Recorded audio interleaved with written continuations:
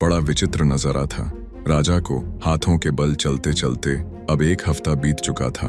वो उन विचित्र भिक्षु के पास जा रहा था जो पेड़ की डाल पर तपस्या में लीन रहते थे।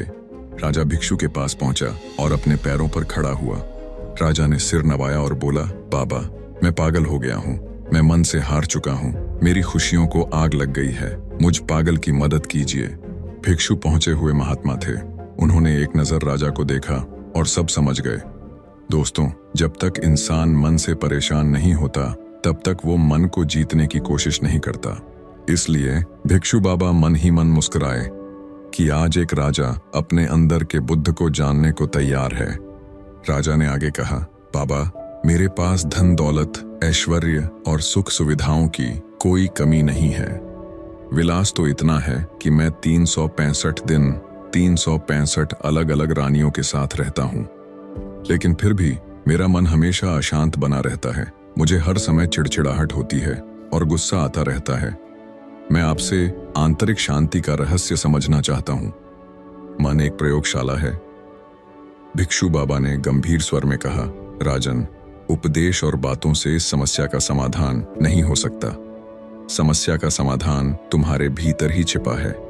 15 दिनों तक तुम्हें यहां रहकर कुछ प्रयोग करने होंगे और तुम बीच में छोड़कर भी नहीं जा सकते। भिक्षु की शर्तें तन और मन को तपाओ।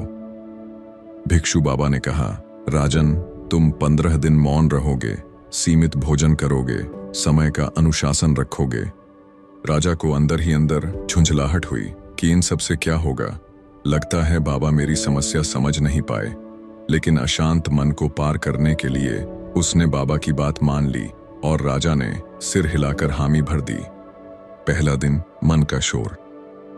राजा पहले दिन अपनी आदत के विपरीत मौन रहा। कुछ देर बाद उसने पाया कि मन तो पहले से भी ज्यादा बेकाबू और बेचैन हो गया है। वो सोचने लगा, मैं कैसे 15 दिन शांत बैठ पाऊंगा। मैं तो यहां रहकर सच में पागल हो जाऊंगा।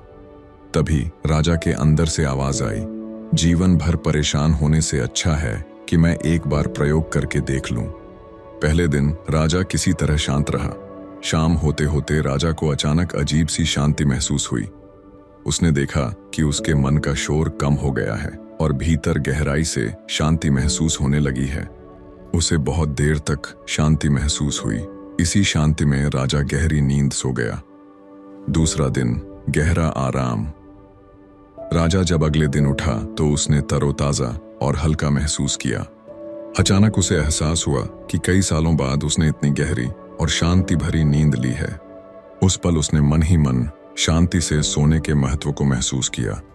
लेकिन थोड़ी देर बाद राजा ने गौर किया कि उसके मन में विचारों की गति फिर से तेज हो गई है। राजा ने आश्चर्य किया, आखिर ऐसा क्यों हो रहा है? बिना किसी कारण मेरे मन में फिर से नेगेटिव विचार इतनी तीव्रता से क्यों आ रहे हैं? वहीं पास में राजा ने एक आदमी को लकड़ी काटते हुए देखा और मन ही मन सोचने लगा, ये बिना चप्पल पहने काम क्यों कर रहा है? इसी पल राजा को समझ आया कि वो लोगों को जज करता है। फिर पूरा दिन खुद को ऑब्जर्व करने और अलर्ट रहने के बाद राजा को समझ आया कि जब भी मेरा मन जजमेंटल होता है, चीजों में, लोगों में अच्छा बुरा देखता है, तब नकारात्मक विचारों की तीव्रता और मन की बेचैनी अपने आप बढ़ जाती है और ये करना मन की आदत बन चुकी है। राजा जीवन में पहली बार अपने मन की आदत के प्रति अलर्ट हुआ। तीसरा दिन, सांसों की शांति। तीसरे दिन राजा ने अनुभव किया कि जब भी वो अपनी सांसों पर ध्यान देता है तब उसके विचार अपने आप धीमे पड़ने लगते हैं और मन शांत और स्थिर हो जाता है। चौथे दिन, इस पल की खुशी। राजा चुपचाप बैठा था, तभी उसने एक तितली को देखा। राजा ने गौर किया कि तितली बहुत सुंदर थी, अद्भुत रंगों से भरी हुई थी। राजा ने देखा कि फूल, पेड़ और पक्षी जो पहले उसके लिए साधारण थे अब बहुत सुंदर लग रहे थे। ये पहली बार हुआ था जब साधारण में उसे अद्भुत खुशी महसूस हो रही थी। राजा ने सोचा, शायद शांति पाने के लिए इस पल में होना मात्र ही काफी है। उसे एहसास हुआ कि इंसान को खुश होने के लिए ना बड़े महल की जरूरत है, ना महंगे कपड़ों की, बस उसे इस पल में जीना आना चाहिए। 5वां दिन, धन्यवाद का रस। जब राजा ने खुद से कुएं से पानी ढोकर पिया तब उसे पानी की तरलता से प्यास बुझने के लिए धन्यवाद महसूस हुआ। बिना किसी कोशिश के उसने पाया कि महल में कितनी सारी चीजें थीं, कितने सारे लोग थे जो उसके सुबह उठने से पहले उसके लिए काम कर देते थे, लेकिन कभी उसने उन सब सेवाओं के लिए धन्यवाद महसूस नहीं किया।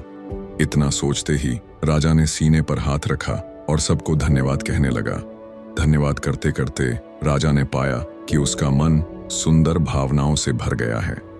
उसके सीने में आनंद महसूस हुआ। देखते देखते 5 दिन बीत गए। 10वां दिन, गहरी समझ, आदत से दूरी। राजा को शांत बैठे अकस्मात ही महसूस हुआ कि ना तो प्रॉब्लम मुझ में है, ना प्रॉब्लम मन में है। वास्तविक प्रॉब्लम तो बस मन की आदतों में है। मुझे बस सचेत होकर इन्हें आते और जाते देखना है। यही सही मायनों में शांत होना है। राजा ने मन से डरना, मन को कोसना बंद कर दिया। 10वें दिन, राजा की मन के प्रति जजमेंट की आदत कम हो गई। 11वां दिन, आनंद में डुबकी। राजा खुले आसमान के नीचे सो रहा था और आसमान को देख रहा था। तभी उसने देखा कि हर तारा एक दूसरे से बिल्कुल सही दूरी पर है और शांत है। जब उसने तारों के बीच में खालीपन देखा तो उसका मन एकदम से खाली हो गया और आंखों में आंसू भर आए। उस दिन राजा ने असली खुशी महसूस की। वो खुशी जो ना तो बड़े महल में है, ना किसी और के साथ। वो तो इस पल का आनंद था। मन का खाली होना इतनी खुशी दे सकता है, आज वो जान गया था। अब राजा सब कुछ शांति के स्रोत में रहकर करने लगा। 15वां दिन, मौन की जीत। आखिरी दिन जब राजा भिक्षु बाबा से मिला तो उसके चेहरे पर बच्चों जैसी मुस्कान थी। राजा में अलग ही चमक थी। राजा ऐसे खड़ा था जैसे वो सारी परेशानियों से मुक्त हो चुका है। भिक्षु और राजा एक दूसरे को देखकर खिलखिलाए और खूब हंसे। अब कहने सुनने को कुछ बचा नहीं था तो राजा हंसते गाते हुए महल लौट गया। सबसे पहली बात जो हमें सीखने को मिलती है, जरूरत से कम बोलो। ज्यादा बोलने से हमारे अंदर क्या चल रहा है पता नहीं चलता। वहीं मौन होने पर हम स्वतः मन के प्रति सचेत हो जाते हैं। दूसरी बात, जजमेंट, विचलित मन। मन की नेगेटिविटी बाहर नहीं बल्कि जजमेंट के कारण है। हर चीज को जज करने और उनके दोष खोजने से मन अशांत होता जाता है। तीसरी बात, शांत मन पुरानी आदतों से खुद को दूर करता है।